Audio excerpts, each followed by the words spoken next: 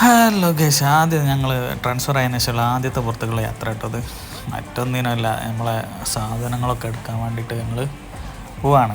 മുമ്പ് ഞങ്ങളൊരു മരുഭൂമിയിലെ ഒരു അക്കോമഡേഷനുള്ള സ്റ്റേഷനിലായിരുന്നു വർക്ക് ചെയ്ത്.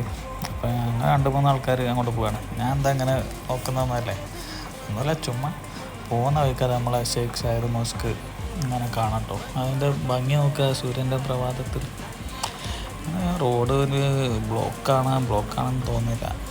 അപ്പുറത്ത് എന്താ കാണുന്നത്, നമ്മളെ യൂസുഫലിൻ്റെ കൊട്ടാര.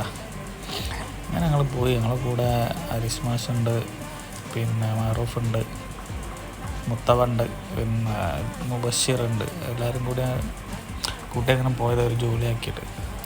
കുറേ കാലത്തിന് ശേഷം കേട്ടോ പുറത്തേക്ക് പോകുന്നത്. ട്രാൻസ്ഫർ ആയതിനു ശേഷം 2-2.5 കൊല്ലം കഴിഞ്ഞതിന് ശേഷം ട്രാൻസ്ഫർ ആകുന്നത്. ഇപ്പോൾ ഞങ്ങൾ ടൗൺ ഏരിയയിലെത്തി. പക്ഷേ ഞാൻ ആദ്യം നിന്ന മരുഭൂമിയിലുള്ളൊരു പമ്പാണ്. ആ മരുഭൂമിയിലുള്ള പമ്പിൻ്റെ ഒരു കാഴ്ചയാണത്. എന്താല്ലേ, നല്ല ഭംഗിയുള്ളൊരു കാഴ്ച. നമ്മൾ ഔട്ട്ഡോറിലേക്ക് നമ്മൾ ഇറങ്ങുമ്പോൾ തന്നെ നമുക്ക് കുളിർ കാണുന്ന ഒരു കാഴ്ച.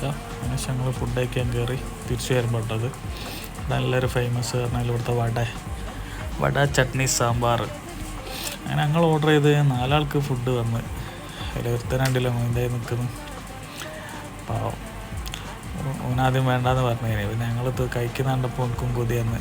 അപ്പോൾ എനിക്കൊരു പ്ലേറ്റ് വേണമെന്ന് പറഞ്ഞു. ഭയങ്കര ടേസ്റ്റാണ് ഇവിടുത്തെ വട. ഈ വട കഴിക്കാനായിട്ട് എല്ലാ ദിവസവും വൈകുന്നേരം ഇഷ്ടം പോലെ ആൾക്കാർ ഇവിടെ വരും. തമിഴ്നാട് ആൾക്കാരതാണ് ഈ ഹോട്ടൽ കേട്ടോ. അപ്പോൾ എല്ലാവരും ഫുഡൊക്കെ കഴിച്ച് മറ്റവൻ്റെ ഫുഡ് തരാൻ വന്നില്ല. ഞങ്ങളാണ് അടിച്ച് പൊളിക്കുകയാണ് കണ്ടോ. എല്ലാവരും അടിപൊളി തിന്നുകൊണ്ട് നിൽക്കുമ്പോഴാണ്. അപ്പോൾ ഇന്നത്തെ ബ്ലോഗ് ഇത്രേ ഉള്ളൂ. Tata, bye bye.